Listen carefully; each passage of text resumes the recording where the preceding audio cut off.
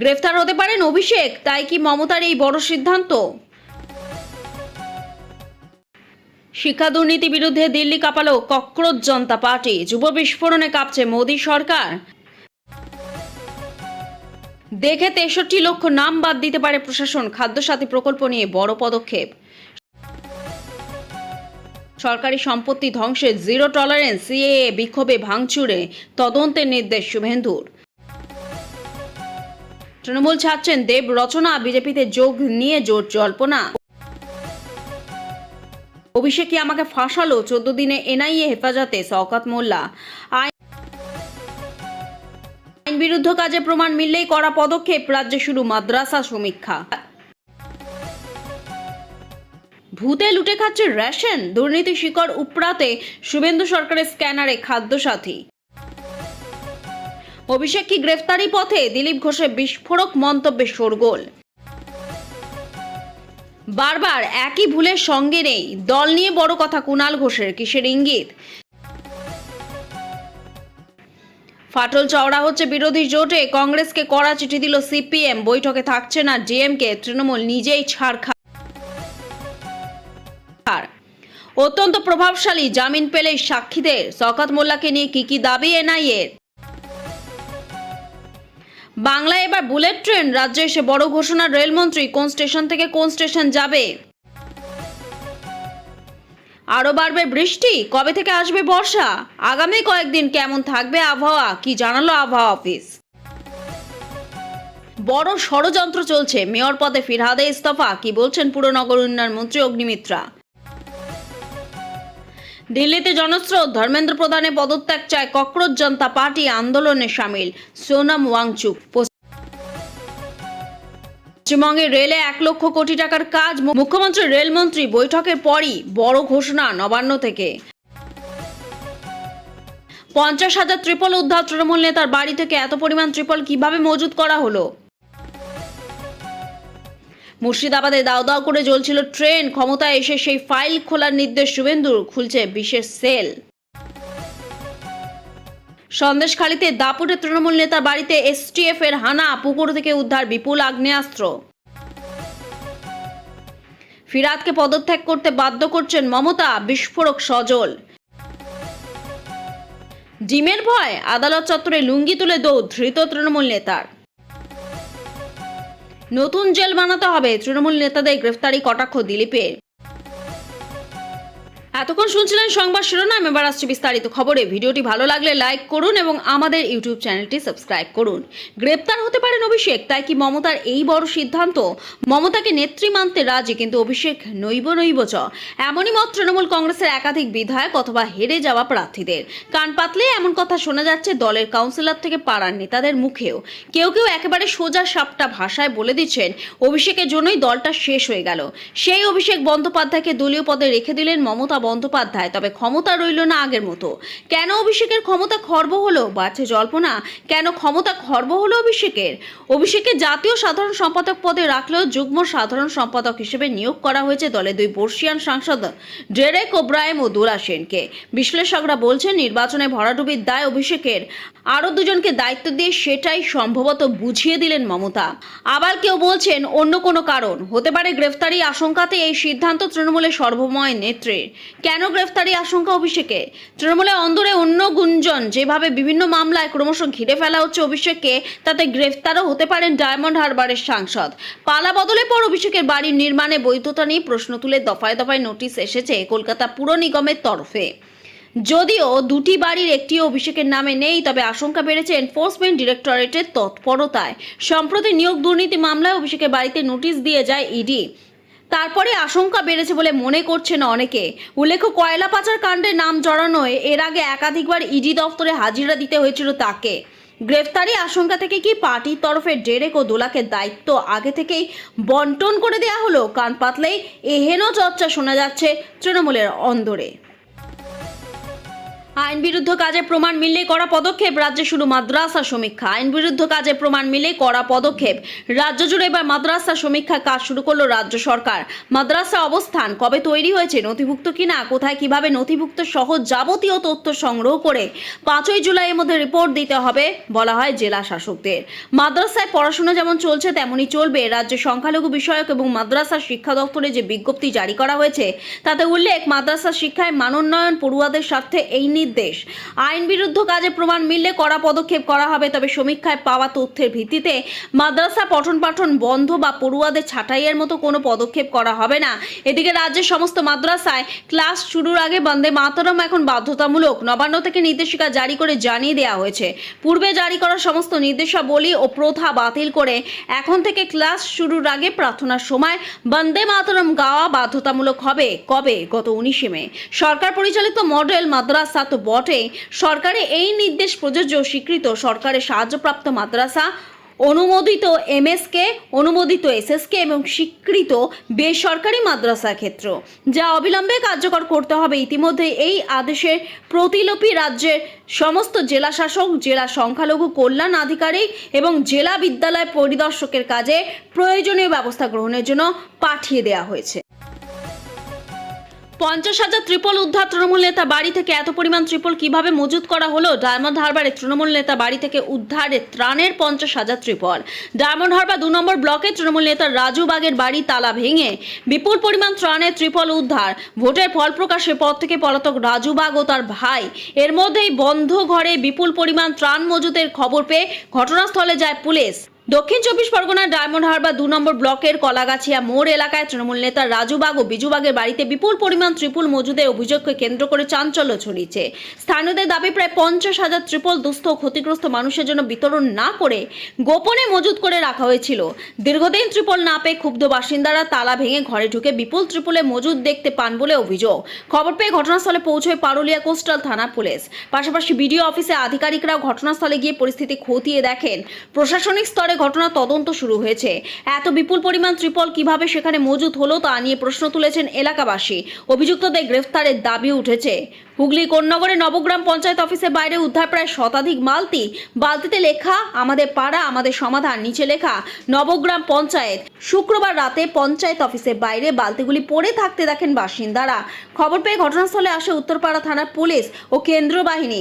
পঞ্চায়েতের বিরোধী দলনেতা সিপিএম এর জয়দীপ মুখোপাধ্যায়ের অভিযোগ, আমার পাড়া আমার সমাধান প্রকল্পের আওতায় পঞ্চায়েতের সদস্যদের কাছে এই বালতিগুলি পৌঁছেছিল। নিয়ম অনুযায়ী সেগুলো বাড়ি বাড়ি বিতরণের কথা থাকলেও তা করা হয়নি, বরং দীর্ঘদিন ধরে বালতিগুলি মজুত রাখা হয়েছিল বলে দাবি করেন তিনি। যদিও এ নিয়ে তৃণমূলের তরফে কোনো প্রতিক্রিয়া। তৃণমূল ছাড়ার হিড়িক এবার কংগ্রেসে ফিরলেন মুর্শিদাবাদে এই নেতা, একাধিক জেলাতে ফাটল। রাজ্যের ক্ষমতা থেকে সরতে তৃণমূল ছাড়ার হিড়িক, তৃণমূল থেকে কংগ্রেসে ফিরলেন মুর্শিদাবাদের নেতা হাসানুজ্জামান বাপ্পা। বিধানসভা ভোটের কিছুদিন আগে কংগ্রেস ছেড়ে জোড়াফুল শিবিরে যোগ দেন তিনি। ভোটে তৃণমূল গোহারা হারতেই প্রদেশ কংগ্রেস সভাপতি শুভঙ্কর সরকারের হাত ধরে পুরনো দল কংগ্রেসে ফিরলেন হাসানুজ্জামান বাপ্পা। পাশাপাশি উত্তর 24 পরগনা, হাওড়া সহ বিভিন্ন জেলার ছাত্র নেতারাও তৃণমূল ছাত্র পরিষদ ছেড়ে যোগ দিলেন ছাত্র পরিষদে। এদিকে তৃণমূলের হাতছাড়া হওয়ার পথে মেখলিগঞ্জ পুরসভা। প্রদেশ কংগ্রেস সভাপতির হাত ধরে কংগ্রেসে যোগ দিলেন মেখলিগঞ্জে তৃণমূলের পুরপ্রধান। আরও 5 তৃণমূল কাউন্সিলরও হাঁটতে চলেছেন তার দেখানো পথে, এমনটাই দাবি করেছেন তৃণমূল ত্যাগী পুরপ্রধান। তবে কি তৃণমূলে ঝালদা ও সাগরদিঘি মডেলের মধুর প্রতিশোধ নিতে চলেছে কংগ্রেস? তৃণমূল ত্যাগী নেতার হাতে ভারতীয় জাতীয় কংগ্রেসের পতাকা তুলে দিলেন প্রদেশ কংগ্রেস সভাপতি শুভঙ্কর সরকার। বলেন, মেখলিগঞ্জ পুরসভা উত্তরবঙ্গের 9টি আসন নিয়ে এই পুরসভা। 6 জন যারা এই বোর্ডের ভিতরে আছেন তারা সবাই আজকে কংগ্রেসের আদর্শ নীতি, রাহুল গান্ধীর যে লাগাতার লড়াই, তার সাথী হওয়ার জন্য তারা কংগ্রেসের পতাকার নিচে এসে কাজ করতে চান, লড়াই করতে চান। উত্তরবঙ্গে আরেক জেলা জলপাইগুড়িতেও তৃণমূলে ভাঙন ধরেছে। কংগ্রেসে যোগ দিয়েছেন জেলা তৃণমূলের সাধারণ সম্পাদক মলয় রায়, যিনি বর্ষিয়ান কংগ্রেস নেতা দেবপ্রসাদ রায়ের ভাইপো। সিপিএম এর সঙ্গে জোট বেঁধে মুর্শিদাবাদের সাগরদিঘি বিধানসভা কেন্দ্রে জয়ী হয়েছিল কংগ্রেস, কিন্তু সেই একমাত্র বিধায়ককেও ছিনিয়ে নেয় তৃণমূল। একইভাবে দল বদলের রাজনীতির খেলায় কংগ্রেস পরিচালিত ঝালদা পুরসভাও দখল করেছিল তারা। এবার তৃণমূলের রাজপাট খতম হওয়ার পর মেখলিগঞ্জে তারাই যেন মধুর অভিষেকই আমাকে ফাঁসালো। 14 দিনে এনআইএ হেফাজতে শওকত মোল্লা। 14 দিনে এনআইএ হেফাজতে শওকত মোল্লা। তার বিস্ফোরক দাবি, প্রথমে অভিষেক আমাকে ফাঁসালো, তারপর এনআইএ। সূত্রের খবর তেমনই। 14 দিনে এনআইএ হেফাজতে শওকত মোল্লা। তার বিস্ফোরক দাবি, প্রথমে অভিষেক আমাকে ফাঁসালো, তারপর এনআইএ। সূত্রের খবর তেমনই। দিন দুয়েক আগে প্রাক্তন তৃণমূল বিধায়ককে ফেরার ঘোষণা করা হয়। অবশেষে ধরা পড়েছে মাতচোর। শুক্রবার রাতে দক্ষিণ 24 পরগনার কামালগাছি থেকে তাকে গ্রেফতার করে এনআইএ। শনিবার ধৃতকে পেশ করা হয় আদালতে।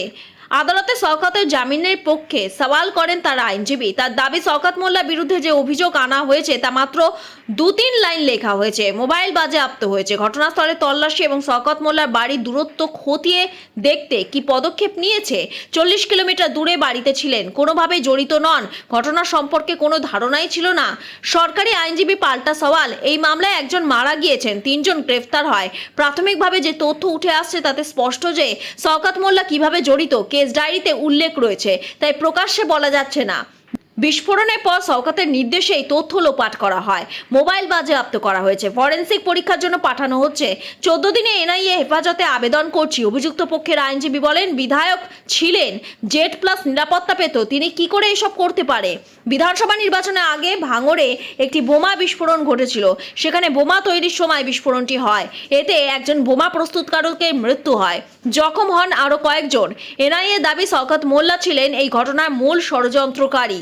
বিস্ফোরণের পর শওকতই দেহ লোপাট এবং ঘটনাস্থল থেকে প্রমাণ লোপাটের নির্দেশ দেন। এই মামলায় শওকতকে নিয়ে মোট 4 জন গ্রেফতার হলেন। নতুন জেল বানাতে হবে, তৃণমূল নেতাদের গ্রেফতারিতে কটাক্ষ দিলীপের। জায়গায় জায়গায় তৃণমূল নেতার গ্রেফতারি হচ্ছে। প্রাক্তন তৃণমূল বিধায়করাও এই মুহূর্তে জেলবন্দি। সে বিষয়ে কটাক্ষ করেছেন দিলীপ ঘোষ। জেলে জায়গা হবে না, নতুন জেল বানাতে হবে, এমনই কটাক্ষ করেছেন রাজ্যের মন্ত্রী। রাজ্য জুড়ে আরও পুলিশি অভিযান হবে, আরও তৃণমূল নেতা গ্রেফতার হবেন। ব্যারাকপুরে এক কর্মসূচিতে যোগ দিয়ে এমনই কটাক্ষ করলেন তিনি। সন্দেশখালী সহ একাধিক মামলায় গ্রেফতার অভিযান এখনো প্রাথমিক পর্যায়ে। আগামী দিনে আরও বহু গ্রেফতার হবে বলে ব্যারাকপুরে দাবি করলেন কেন্দ্রীয় মন্ত্রী দিলীপ ঘোষ। শনিবার সাহেববাগে central research institute for jute and allied ফাইবার্সের এক অনুষ্ঠানে এসেছিলেন দিলীপ। তিনি বলেন, গ্রেফতার তো মাত্র শুরু, সিরিজ চলবে। জেলে জায়গা হবে না, নতুন জেল বানাতে হবে। তার দাবি, শুধু সন্দেশখালী নয়, গোটা পশ্চিমবঙ্গ জুড়েই লুটপাট হয়েছে।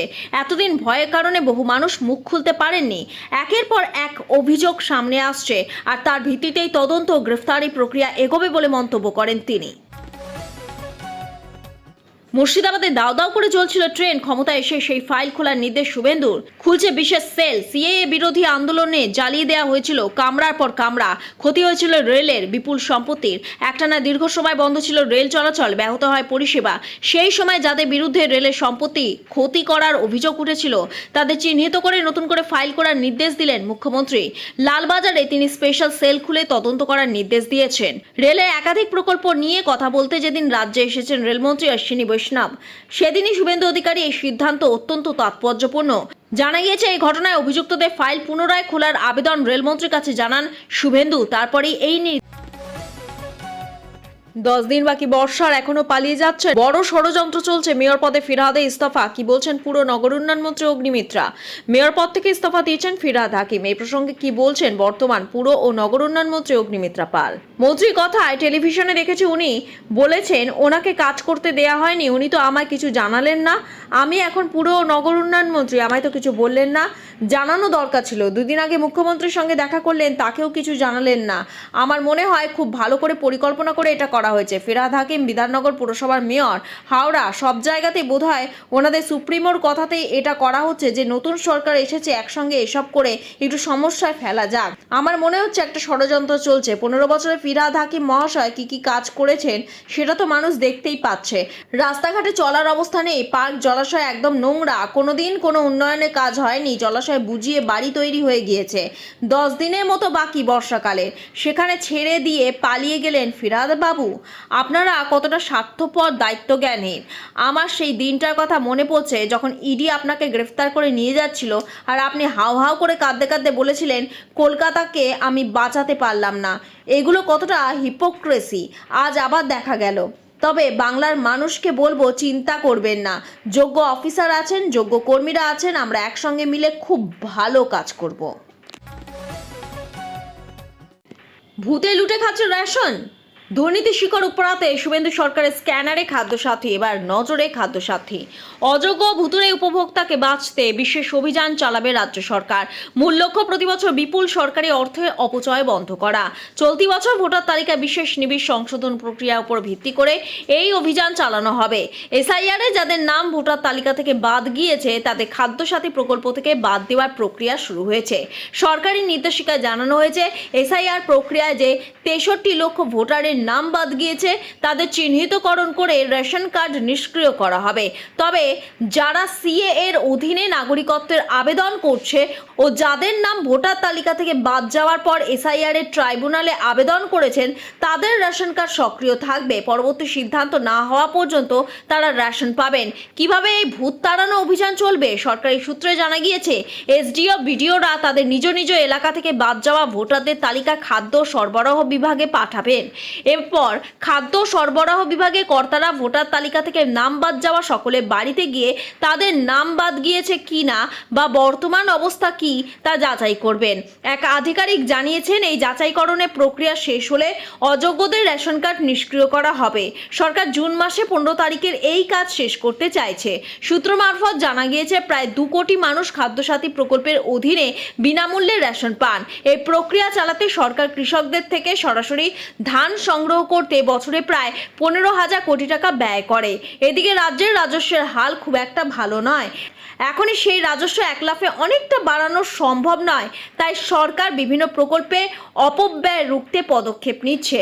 এক আধিকারিক বলেন, সন্দেহ করা হচ্ছে তৃণমূল কংগ্রেস সরকারের আমলে এই প্রকল্পগুলো অধীনে বিপুল পরিমাণ অর্থের অপব্যবহার হয়েছিল।